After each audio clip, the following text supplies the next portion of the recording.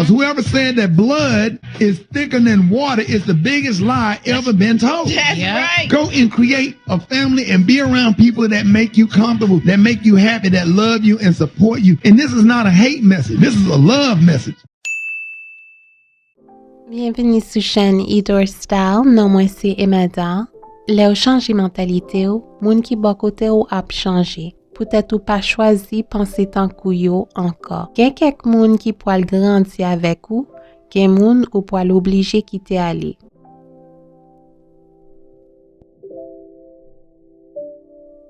Est-ce que wap bay attention moun ki descend ou et puis qui fait ou sentir obligé courir derrière yo ou soit peut-être moun qui prend toute énergie ou et puis qui pas bay ou rien. Est-ce que ou peut parler vérité ou le ou examen ou est-ce que ou senti ou gen pouvoir ou soit ou fatigué. Si ou senti ou fatigué, quitte yo aller. C'est yon zak l'amour propre tête ou pour choisir qui moun ou bay énergie ou. La vie c'est tant kou nan yon pièce théâtre. Et puis c'est ou qui écrivain, directeur, caractère principal là. Pour qui ça ou ta choisi yon méchant qui compte ou comme yon zami. Le ou ka gen qualité zami qui leve ou, comprend nous, et puis qui ba ou vérité. Expérience moi ak conseil. Moi te gen an pile différents zami, tant kou foyo, jaloux, moi reconnaissant pour expérience ça yo. Et puis m'kite yo aller parce que kounya m'gen zanmi qui gen bel cœur et puis moi capable voir différence les yon zanmi même. Famille.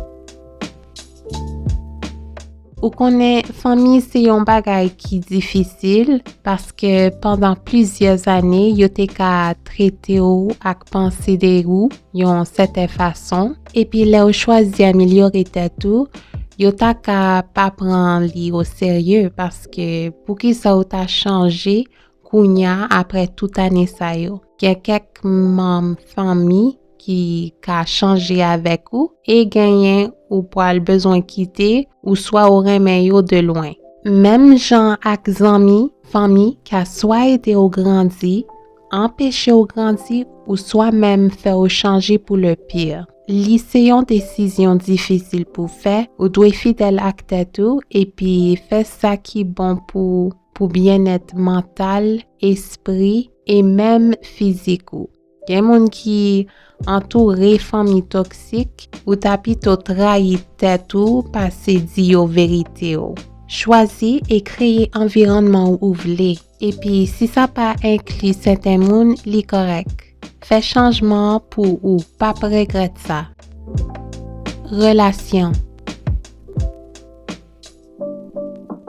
Moi te vle parler sur relation, mais en réalité relation commence ak tatou. Li vraiment yon réflexion qui jan ou remet tatou. Qui jan ou traiter tatou, qui jan ou prend soin ou, et qui jan ou paraît pour tatou.